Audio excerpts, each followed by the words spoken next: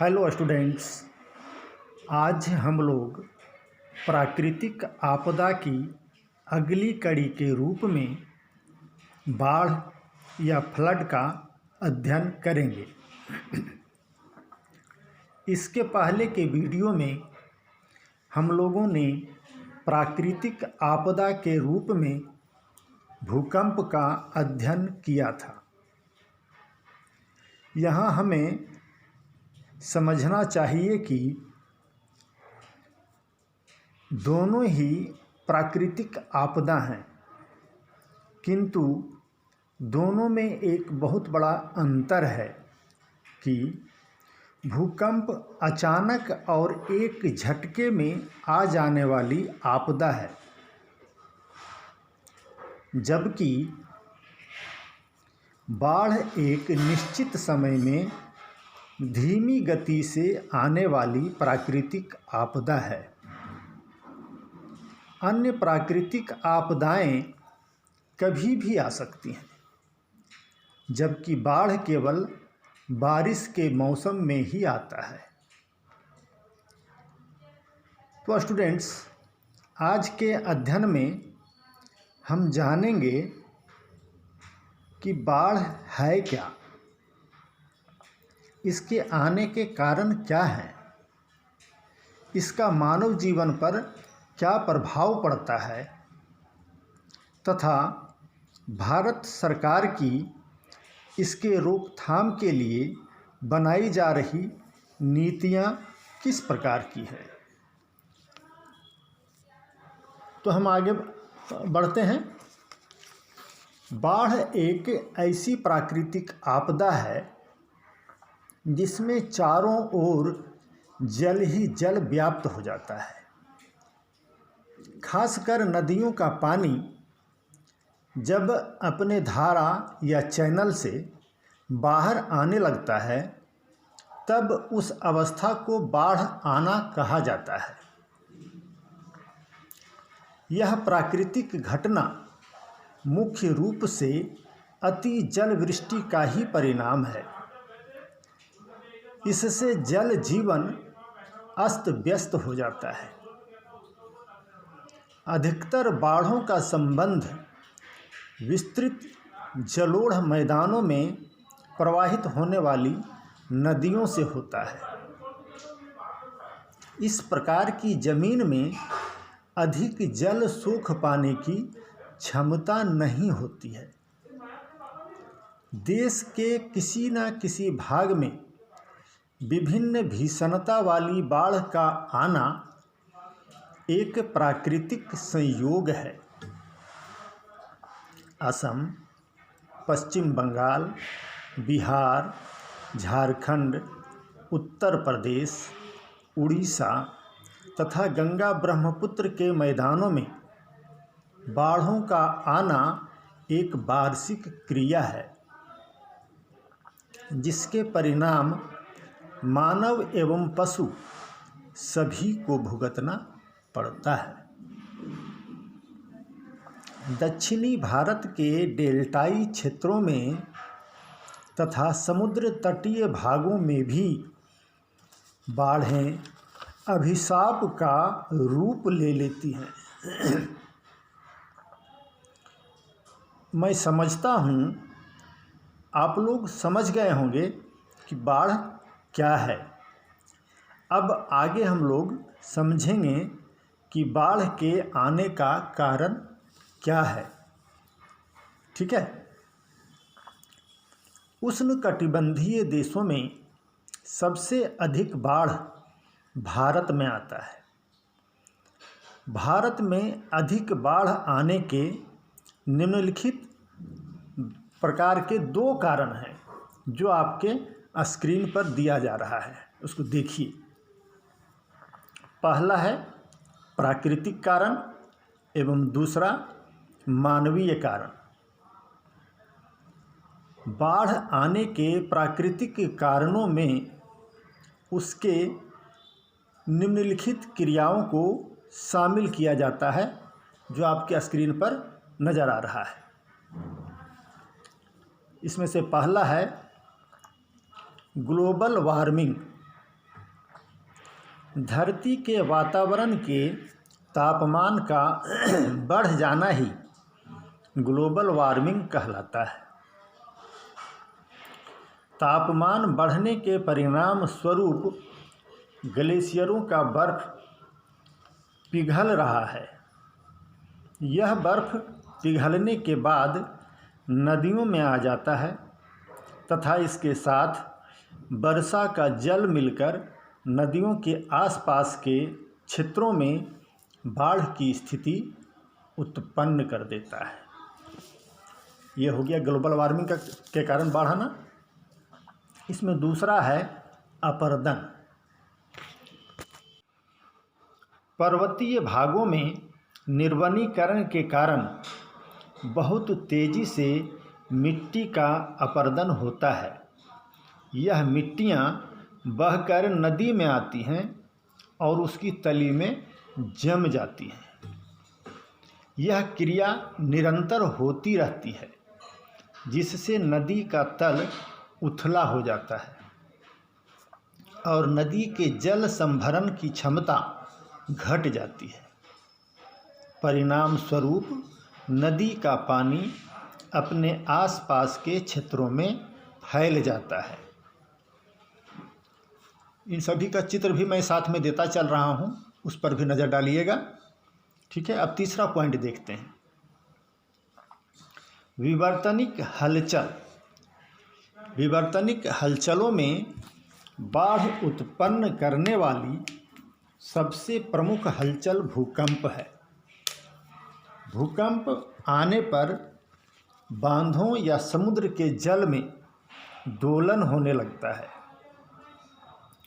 समुद्र के जल में दोलन होने से इसमें ऊंची ऊंची लहरें उठने लगती हैं तथा इसका पानी तटीय इलाकों में फैल जाता है।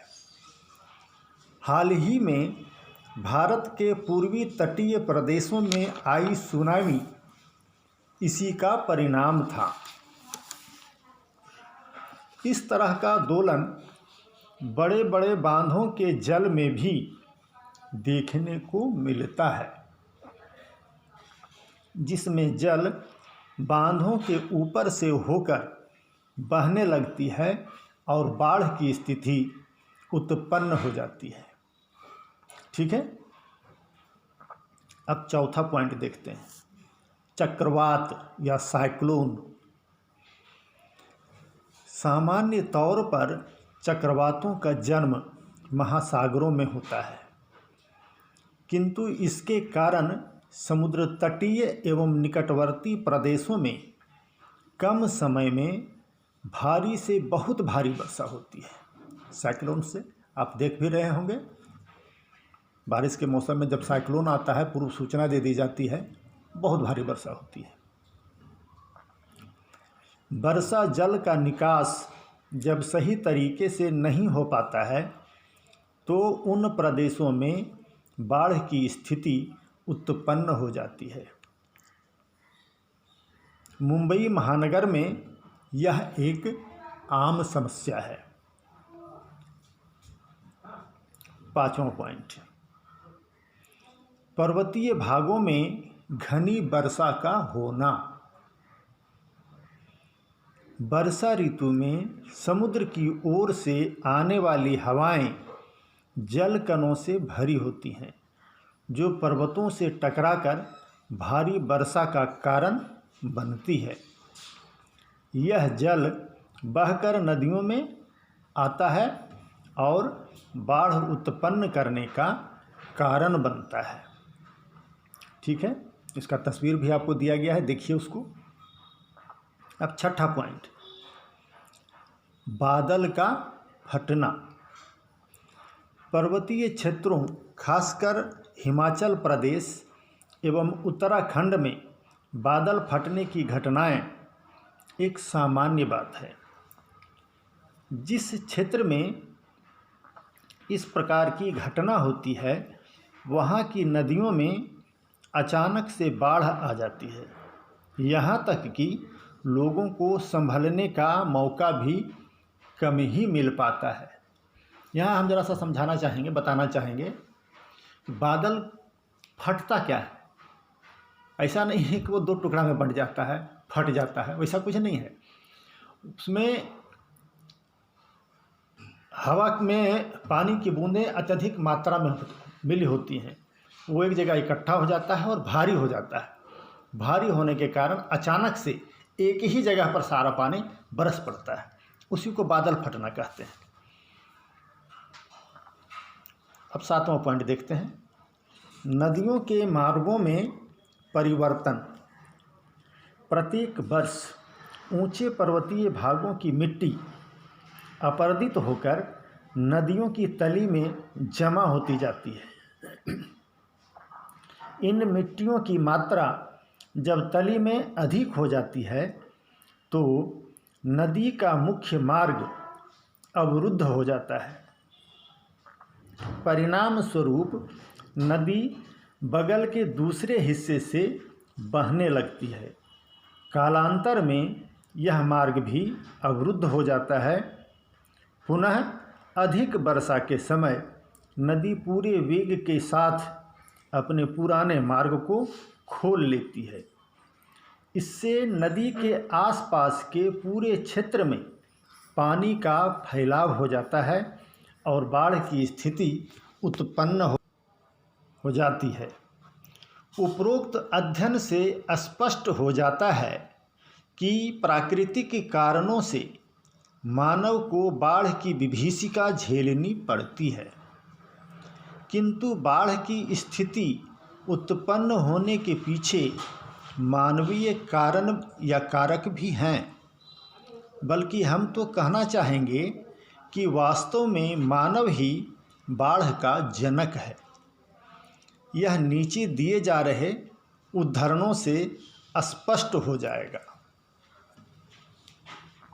इसमें से सबसे पहला है निर्वनीकरण, डिफॉरेस्टेशन। वर्तमान समय में तेजी से बढ़ती जनसंख्या के आवश्यकताओं की पूर्ति के लिए वनों की अंधाधुंध कटाई जारी है। वृक्ष वर्षा के जल को अपनी जड़ों के सहारे भूगर्भ में पहुंचाने का कार्य करते हैं, किंतु वनों के उजड़ जाने से यह प्राकृतिक क्रिया नहीं हो पाती है और सारा जल बहकर नदियों में आ जाता है। फलस्वरूप नदियां बाढ़ग्रस्त हो जाती हैं। ठीक है। अब इसका दूसरा पॉइंट देखिए, बड़े बांधों की विफलता। ये सब आपके स्क्रीन पर पहले दिया जा चुका था। बांध निर्माण के ऋणात्मक एवं धनात्मक दोनों ही पहलू हैं। इसे बनाया तो जाता है बाढ़ों की रोकथाम के लिए, किंतु यह बाढ़ों को जन्म भी देती है। बड़े बांध भूकंप उत्पन्न करने के कारक के रूप में चिन्हित किए गए हैं, जिनसे बाढ़ आने की संभावना बढ़ जाती है। इसके अलावा कभी बांध टूटने पर तो कभी अतिरिक्त जल की निकासी पर या बांधों के अंदर पड़ने वाली आसपास की भूमि के डूब जाने पर बाढ़ जैसी स्थिति उत्पन्न हो जाती है। नेक्स्ट पॉइंट, तीसरा, नदियों में शहरी कचरों का निस्तारण।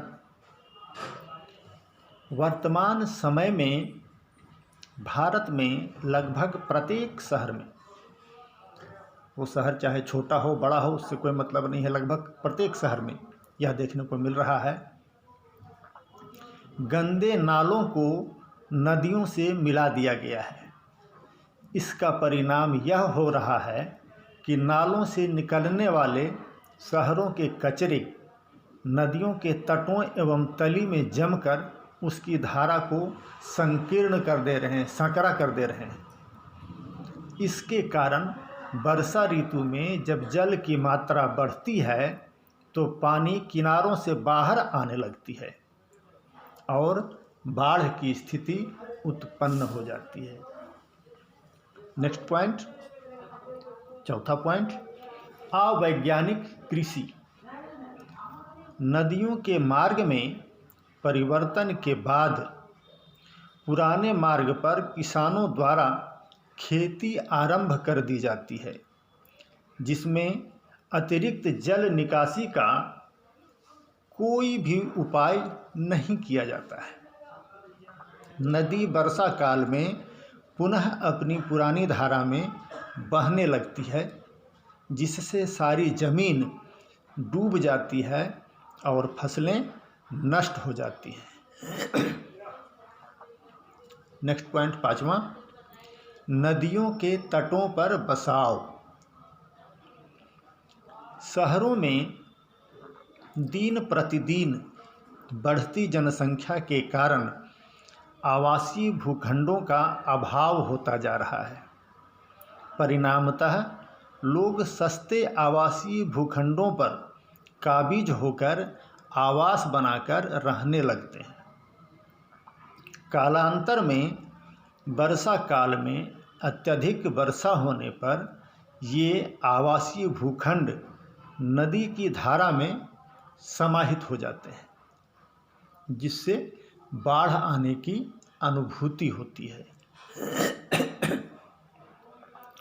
उपरोक्त अध्ययन से स्पष्ट हो जाता है कि किन कारणों से बाढ़ आता है, किंतु हमें बाढ़ आने के प्रभाव को देखना भी आवश्यक है, क्योंकि इससे मानव जीवन अस्त व्यस्त हो जाता है और भयंकर जान माल की हानि होती है।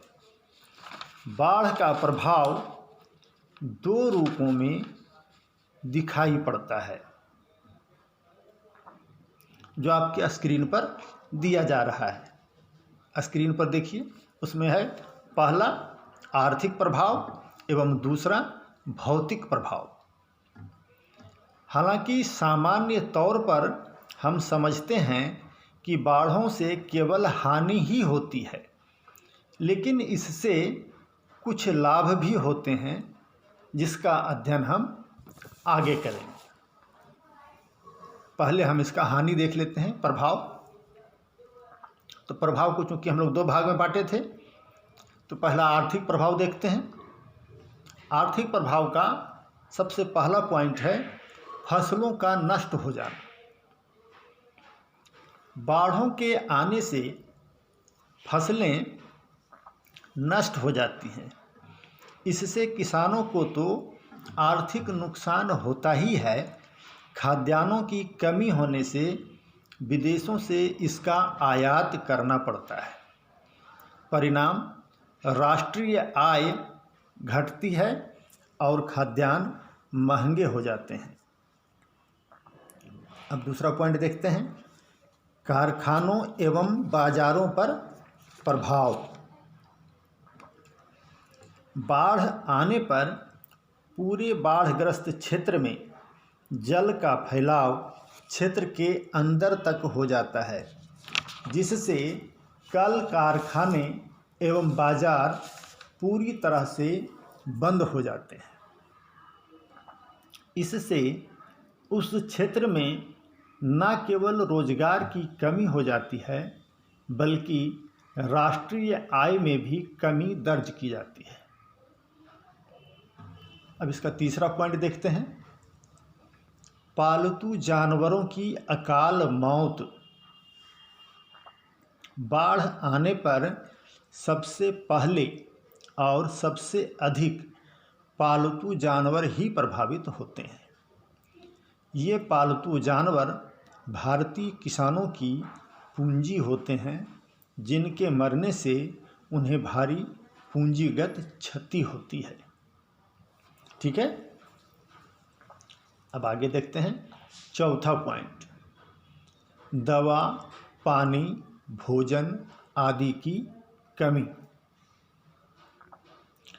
बाढ़ के आने से घरों और बाजारों में पानी भर जाता है, इससे पीने का पानी, दवा तथा भोजन की कमी हो जाती है, जिससे लोग वहाँ से पलायन करने को मजबूर हो जाते हैं और सरकार को उनके पुनर्वास के लिए काफ़ी पैसा खर्च करना पड़ता है। ठीक है, यहाँ तक हम लोगों ने देखा आर्थिक प्रभाव, बाढ़ का आर्थिक प्रभाव। और भौतिक प्रभाव देखते हैं, दूसरा पॉइंट जो आपका था। भौतिक प्रभाव का पहला भाग है, पहला पॉइंट है सड़कों एवं पुल पुलियों का टूटना। बाढ़ग्रस्त क्षेत्रों में बाढ़ की तीव्रता से सड़कें ध्वस्त हो जाती हैं तथा पुल एवं पुलिये टूट जाते हैं। इससे आवागमन बाधित हो जाता है और बाढ़ग्रस्त क्षेत्र टापू के रूप में परिवर्तित हो जाता है। आगे दूसरा पॉइंट, घर मकानों का ध्वस्त हो जाना। मैदानी भागों में बाढ़ का पानी मानव बसाव के घरों में प्रविष्ट हो जाता है। कई कई दिनों तक पानी के घरों में भरे रह जाने के कारण घरों या मकानों की नींव कमज़ोर पड़ जाती है और वे ध्वस्त हो जाते हैं। कभी कभी तो नदी तट पर स्थित मकान बाढ़ के वेग के साथ पूरा का पूरा बह जाता है। अब इसका तीसरा पॉइंट, महामारियों का फैलना। बाढ़ग्रस्त क्षेत्रों में बाढ़ उतरने के बाद कोलरा, हैजा तथा हेपेटाइटिस जैसे महामारियों से लोगों का सामना होता है। अगर उन्हें समय पर सहायता नहीं मिल पाती है तो उनकी अकाल मृत्यु निश्चित होती है।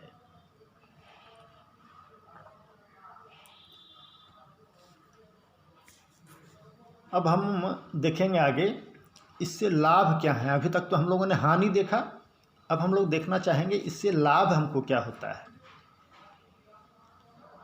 बाढ़ से नुकसान के साथ साथ मानव जाति को कुछ लाभ भी प्राप्त होता है, जो आपके स्क्रीन पर दिया जा रहा है, उसको ध्यान से देखिए। इसका पहला पॉइंट है, आप देख रहे होंगे स्क्रीन पर, पहला पॉइंट है भूमि की उर्वरा शक्ति का बढ़ना। बाढ़ अपने साथ केवल विनाश लीला और विभीषिका ही नहीं लाती है, बल्कि उच्च भागों से ह्यूमस युक्त मिट्टी भी लाती है। ह्यूमस युक्त जो बहुत उपजाऊ होता है, जिसमें घास पत्ते तिनके वगैरह सड़ करके मिले हुए होते हैं। इस मिट्टी को नदी अपने बाढ़ के पानी के साथ फैलाती जाती है, जो अत्यंत उपजाऊ होता है। इन उपजाऊ मिट्टियों के परत के कारण बिना किसी अतिरिक्त मेहनत और खर्च के फसलों की पैदावार बहुत अच्छी होती है। ठीक है, पहला लाभ। अब दूसरा लाभ देखते हैं, भूगर्भ जल का पुनर्भरण। भूगर्भ जल का लगातार प्रयोग होने से इसका जल स्तर तेजी से नीचे चला जाता है। खासकर गर्मियों में कुछ क्षेत्रों में कुएं, तालाब आदि सूख जाते हैं, किंतु बाढ़ का फैलाव दूर तक होने से न केवल कुएं, तालाब आदि भर जाते हैं, बल्कि नीचे गए हुए भूगर्भ का जल स्तर भी ऊपर आ जाता है और यह फिर से अगले साल भर तक जल देने को तैयार हो जाता है। अब हम इसका तीसरा पॉइंट देखते हैं। तीसरा पॉइंट है डेल्टाई क्षेत्रों में नई भूमि की प्राप्ति। बाढ़ के समय डेल्टाई क्षेत्रों या मुहानों पर नदियां अपने साथ लाई हुई मिट्टियों का निक्षेपण कर देती हैं। मिट्टी निक्षेपण स्थल पर बाढ़ समाप्त होने के बाद नए नए भूखंड उत्पन्न हो जाते हैं, जिस पर पुनः बाढ़ आने के पहले के समय तक खेती की जाती है। अर्थात हम कह सकते हैं कि बाढ़ से किसानों को नई कृषि भूमि प्राप्त होती है। ठीक है, लाभ हमने देखा। उपरोक्त अध्ययन से हमने जाना कि बाढ़ से हमें केवल नुकसान ही नहीं बल्कि कुछ लाभ भी होते हैं। भारत में बाढ़ देश के प्रत्येक हिस्से में नहीं आता है, बल्कि कुछ निश्चित क्षेत्रों में निश्चित समय पर ही आता है।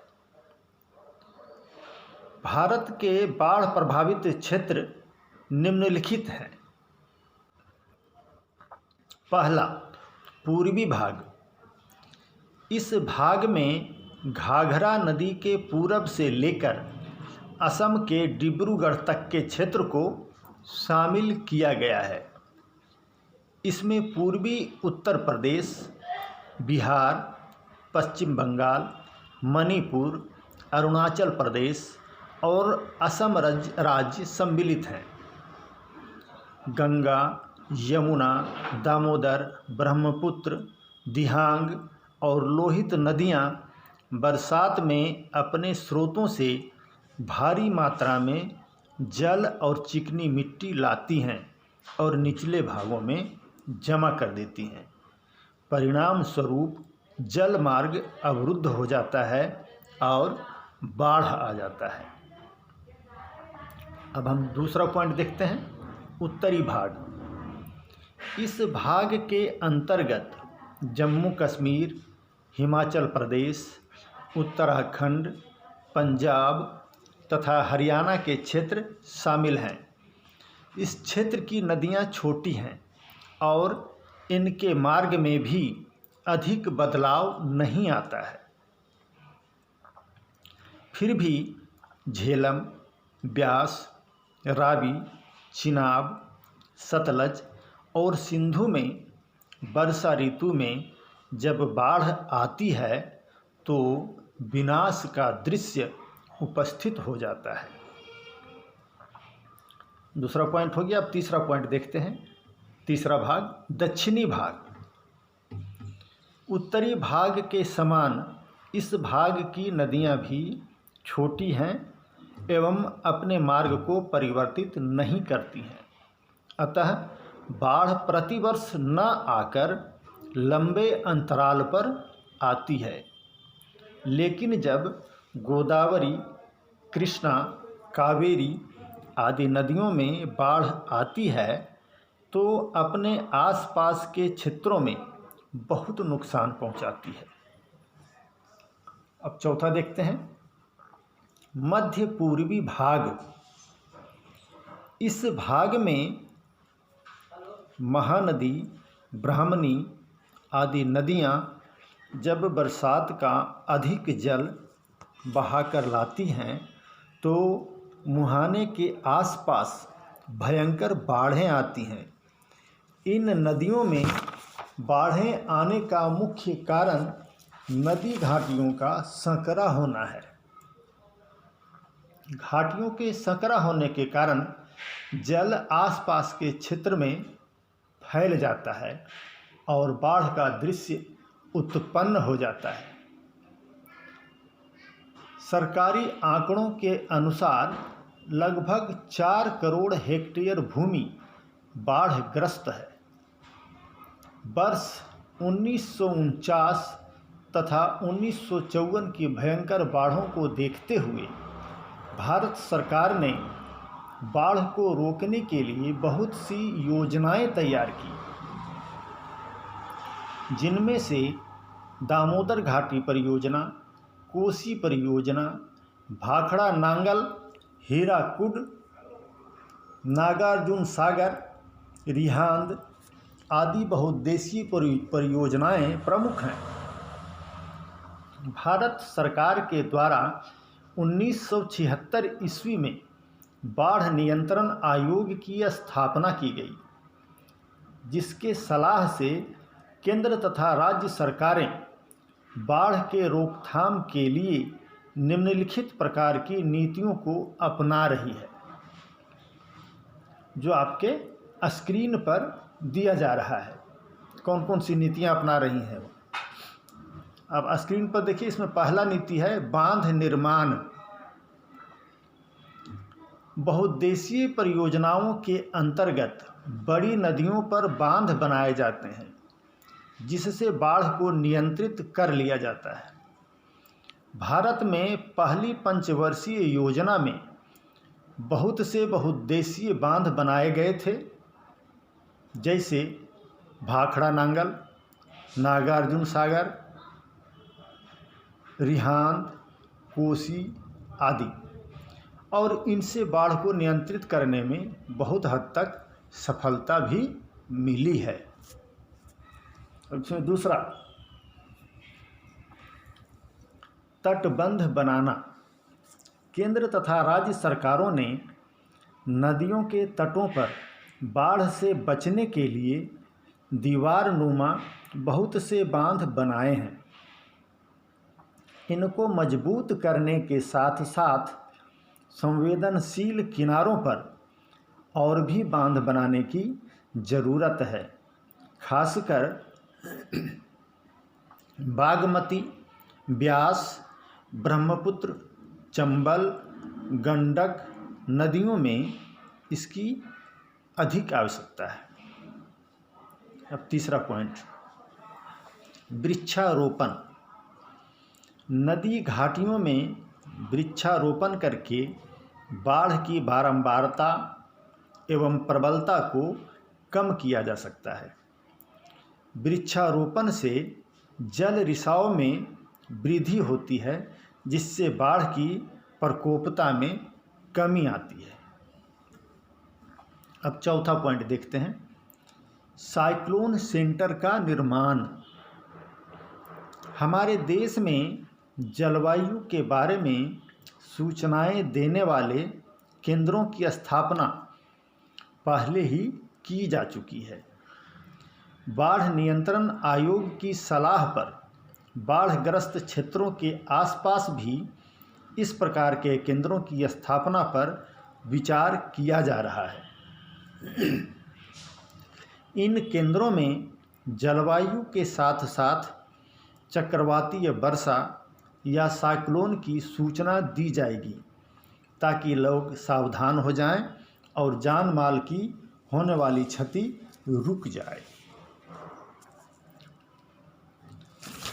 पांचवा पॉइंट, बाढ़ प्रभावित क्षेत्रों से बसाव को हटाना। तेजी से बढ़ती जनसंख्या के कारण बसाव के लिए भूमि की कमी होती जा रही है।